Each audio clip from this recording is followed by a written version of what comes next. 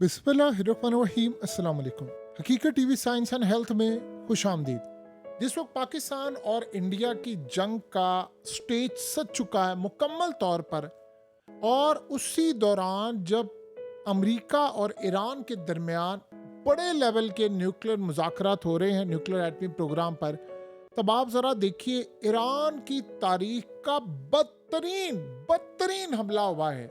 हजार दफ़ा भी ईरान कह दे कि अभी हम तहकीकात कर रहे हैं, अभी पता चलेगा ये हमला है या कोई अंदर से मामलात ख़राब हुए हैं या कुछ और हुआ है या कोई वाक़या हुआ है, आप उसको जुटलाइएगा क्योंकि ये सबसे बड़ा हमला हुआ है और गालिबन इसके पीछे अब जो इतलात आ रही इसराइल का हाथ है। अब ये हुआ क्या है, देखिए, ईरान के जनूबी शहर बंदर अब्बास के शहीद रजाई बंदरगाह जो सबसे बड़ी बंदरगाहों में शामिल है, इसमें एक जोरदार धमाका होता है और इस वक्त तक पता ये चलता है तकरीबन जो ऑफिशियल उनके जराए हैं वो कह रहे हैं 1200-1300 के करीब लोग जख्मी हुए और कुछ तो ऐसे जख्मी हुए तो जिंदगी भर के लिए नकारा है और 40 से ज्यादा अफराद मारे गए हैं। अब सिनेरियो क्या होता है, 12:20 पर अचानक से दोपहर के वक्त एक कंटेनर में धमाका होता है और उसके बाद जब ये मामला खराब होते हैं तो बढ़ता जाता है। अब यूएस ने ये कहा है, अमेरिका ने कहा है कि चाइना से केमिकल मवाद आया था जैसे सोडियम पर क्लोरेट, और उन्होंने कहा कि असल में ये रॉकेट ईंधन में इस्तेमाल होता और चाइना से आया था। लिहाजा इस सूरत हाल के अंदर इमारतों के शीशे टूट के और आग नहीं थी, ये कयामत खेज मनाजिर थे। यानी इमेजिन कीजिए, दिन में ये आग लगती है और उसके बाद सारी रात आग लगती है, अगले दिन तक लगी रहती है और इसमें फिजा इतनी ख़राब हो जाती है कि आप अंदाज़ा कर सकते हैं कि 70-80 या 100 किलोमीटर तक भी इस धमाके को महसूस किया गया और कई इमारतों के शीशे टूट गए। इमेजिन कीजिए कि बुरी तरह एक दो बिल्डिंग्स का पता ये चला है कि वो गिर गई हैं। अभी तक चूंकि ईरान ने अभी ऑफिशियल मीडिया के थ्रू नहीं बताया लोगों को कि भाई क्या मामला हुआ क्या नहीं हुआ। हालत ये हुई है कि इस वक्त एमरजेंसी की सूरत हाल पैदा हो गई है मुकम्मल तौर पर।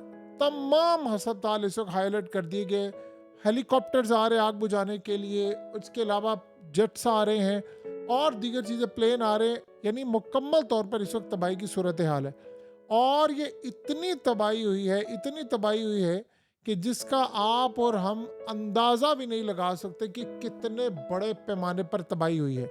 अभी सूरत हाल में अमेरिका ने बताया है कि जी चाइना से ही आया था और इसकी खबर थी और इसके बाद इसको तबाह किया गया। अब सवाल यहाँ पर यह पैदा होता है कि ये इतना खतरनाक हमला कैसे हुआ। देखिए, यहाँ पर कोई आम तरह से ऐसा नहीं है मुंह उठाए आप केमिकल है चीज़ें, हर रोज पोर्ट पर ऐसी चीज़ें आती हैं और खाली ईरान में नहीं पूरी दुनिया में आती है। तो ये फिर सूरत हाल क्या है, साफ नज़र आ रहा है। और ये मामला ये है कि ईरान से जब ये सूरत हाल अंदर से लीक होती है और याद रखिएगा ये चाइना से जब ये निकला है, जाहिर सी बात है चाइना में तो आप तबाह नहीं कर सकते। तो इस सूरत हाल में जिन्होंने हमला किया, अब सवाल ये हमला कैसा था, क्या ये साइबर हमला था? 2020 के अंदर याद रखिएगा इजराइल यहाँ पर साइबर हमला कर चुका हुआ है। इस वक्त इसराइल की कैपेसिटी ये है कि रिसेंटली उन्होंने आपको याद होगा कि जब हमला किया था ईरान के ऊपर, उस हमला यानी इस लेवल का हमला नहीं था वो कि दुनिया के अंदर ये याद रखा जाए। हत्ता कि उन्होंने कहा हमने 100 से ज़्यादा तैयारे आए थे हमले के लिए, लेकिन वो हमला नाकाम था। आज तक ऐसी सूरत हाल थी कि अब अमेरिका को मुज़ाकरात करना पड़े हैं ईरान के साथ कि भाई मामला तय करो। अब सिनेरियो ये हुआ कि इजराइल ने अमेरिका को कहा कि हमने ईरान पर हमला करना है, हर सूरत हमला करना है। अमेरिका ने इनकार किया और उन्होंने कहा जी हम बातचीत कर रहे हैं, हमारी बातचीत बड़ी आगे चली गई है, ईरान के साथ मामला तय है। और गालिबन इस वक्त की सूरत हाल ये है कि ओमान, रूस और दीगर ममालिक जो इस मामला में घुसे हुए हैं, जो मेडिएशन का रोल प्ले कर रहे हैं, उन्होंने बताया है कि ईरान और अमेरिका के दरमियान जो मुज़ाकरात हैं वो तारीख के सबसे अहम तरीन मोड़ पर आए हैं और ऐसे लेवल पर आ गए हैं कि जहां पर दोनों ममालिक कंप्रोमाइज करने को तैयार हो गए। यानी डील करने के लिए दोनों ममालिक एक पॉइंट पर आ गए हैं।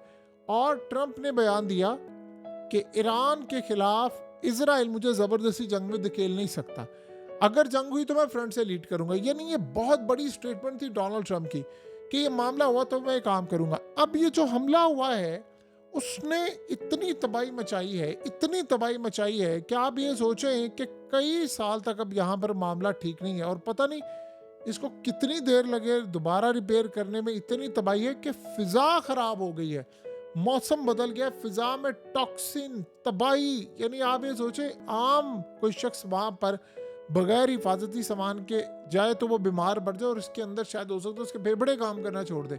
आपको प्रिकॉशंस लेना पड़ता है। जब ये सारी सूरत हाल हुई है तो सवाल ये पैदा होता है हमला किसने किया है। देखिए सबसे ज्यादा हायर चांसेस है कि इजराइल का इसमें हाथ है, क्योंकि 2020 में भी उन्होंने इसी स्टाइल का ये काम किया था। और इस वक्त हालत ये है कि इजराइल की जानिब से एक पैगाम दिया गया है कि हम यहाँ तक आ सकते हैं तो हम कहीं भी जा सकते हैं। देखिए जासूसी और मुखबरी इसमें इजराइल का कोई सानी नहीं है। आप लाख दफा कहें इनसे ज्यादा करामत ये काम कोई कर नहीं सकता। और देखिए आप चाइना पर तो हमला नहीं कर सकते, लेकिन किसको पता था कि सारे का सारा मामला हो रहा है। यहाँ से आप अंदाजा कर लें, आपको अहमदी निजात की बात समझ आइए कि हमने इजराइल के खिलाफ एक डिपार्टमेंट बनाया तो उसका एक हेड बनाया था कि हमने इजराइल की एक्टिविटीज पर नजर रखनी। और पता ये चला बाद में कि वो जो डिपार्टमेंट का हेड था वही इजराइल का जासूस था। इस्माइल हानिया का मामला आपको हर सूरत ये बात अच्छी तरह पता है कि रिसेंटली हमने जो देखा किस तरह इन्होंने हसन नसरुल्लाह और उनके साथियों को चुन चुन कर मारा, सारी अंदर की मुखबरी थी। और आयतुल्लाह अली खामनेई को हिट करने जा रहे थे, उनको तो अंडरग्राउंड कर लिया गया, क्योंकि जाहिर सी बात है फिर अवाम का रिएक्शन आंदा। और वो ऑलरेडी लोग तंग थे कि भाई ईरान के अंदर इतने ज़्यादा मुखबिर कैसे हैं। और सबसे बढ़कर इसराइल को ख़तरा ये था कि ईरान का जवाब बड़ा स्ट्रांग आने वाला है। अब जब ये मामला सामने हो रहा है कि अमेरिका के और ईरान के मुज़ाकरा चल रहे हैं, ये तो आप ये कह लें बहुत बड़ी नाकामी है, सीधी सीधी ईरान का इंटेलिजेंस फेलियर है। इतना बड़ा हमला हो जाता है। देखिए ये वही बात हुई कि ईरान के साबिक सदर का हादसा हो गया और उन्होंने कहा जी फलाना, नहीं जी नहीं ऐसा कुछ नहीं हुआ, और बाद में सबको पता है कि उसको मारने वाले कौन थे। यानी किसने मौसम खराबी का सारा ड्रामा है खेल हुआ। सो ये अब जो सूरत हाल पैदा हुई है वो बिल्कुल भी डिफरेंट नहीं है। इसमें साफ जाहिर है इतनी बड़ी तबाही, इतनी बड़ी तबाही, 50 से ज़्यादा लोग आपने मार दिए हैं। और ये अभी तक जो फिगर आ रहे हैं 1200-1300 ऑफिशियली, ये तो ऑफिशियली फिगर है। जो अनऑफिशियली फिगर होते हैं असल फिगर वो होते हैं। अब ईरान के अंदर मीडिया उस लेवल पर जाहिर सी बात है आज़ाद नहीं है। कम अज़ कम 5000 से ज़ायद इस वक्त लोग जो ज़ख्मी है और शदीद ज़ख्मी है, अस्पताल भरे हुए हैं, एमरजेंसी राफिद अस्पतालों में जगह कम पड़ चुकी है। दीगर शहरों से आपको लोग बुलाने पड़े और आपको मूव करना पड़ा है। और इतनी तबाही हुई है, कितना नुकसान हुआ है। खाली एक नहीं, बड़ी शिप्स यहाँ पर आई थी और बड़ा सामान आया था और इस सूरत हाल में ईरान के डिफेंस के लिए सब कुछ था। लेकिन इस सूरत हाल में अमेरिका ने यहाँ तक कहा है कि चाइना से बड़ा खुफिया सामान यहाँ पर आया था जिसके बाद ये तबाही हुई है। तो अब दुनिया इंतज़ार ये कर रही थी कि शायद पाकिस्तान और इंडिया की जंग पहले होगी, लेकिन उससे पहले ईरान पर हमला हो गया है। और ये हमला बड़ा ख़तरनाक है, ये आप ज़हन में रखिएगा। देखिए इसराइल यहाँ तक अगर आ सकता है तो वो कहीं भी जा सकता है। ये आज एक बड़ा क्लियर पैगाम था कि हम कहाँ तक जा सकते हैं, क्या सूरत हाल हो सकती है। एज़ यूजुअल इसराइल हमेशा की तरह खामोश है। देखिए इस दफ़ा उनकी कैपेसिटी ये नहीं है कि हम आए और जाकर हमला करें, ये उस लेवल का उन्होंने काम नहीं किया। लेकिन अगर हम सूरत हाल को जायज़ा लें और चीज़ों को देखें तो ये बहुत बड़ा इंटेलिजेंस फेलियर था। अब ईरान ने कहा जी हमने तहकीकात का आगाज़ कर दिया, ईरान कभी भी ये बात सामने नहीं लेकर आएगा, ये ज़हन में रख लीजिएगा। बहुत भी ज़्यादा अगर उनको लगा कि हमने काम करना है तो वो शायद हो सकता है काम कर ले। देखिए सबसे बड़ी बात यह है कि जिस मुल्क ने काम किया उसने अमेरिका को पैगाम दिया है कि अगर हम यहाँ तक ये कर सकते हैं तो हम कुछ भी कर सकते हैं, हम बगैर बताए कर सकते हैं, हम ऐसा हमला कर सकते हैं जिसमें हमारा नाम भी ना आए, और हम किस हद तक जा सकते हैं। आप इमेजिन कीजिए एक मिनट के लिए, इसराइल ने क्या कहा। इसराइल ने कहा अमेरिका को कि मैंने ईरान पर एटमी हमला नहीं करना, मैंने ईरान पर कमांडोज ऑपरेशन करना है। उसमें ईएमपी का हमला हो सकता है जिसमें ईरान की बिजली चली जाए। ईरान के अंदर वो कह रहे थे इजराइल के कमांडोज उतरें, हम उतर कर जाकर अंडरग्राउंड जाए और वहां पर जाकर न्यूक्लियर फैसिलिटीज को तबाह करें। आप इमेजिन कीजिए, उन्होंने अमेरिका से कहा आप हमें इजाजत है हम ये ऑपरेशन करें।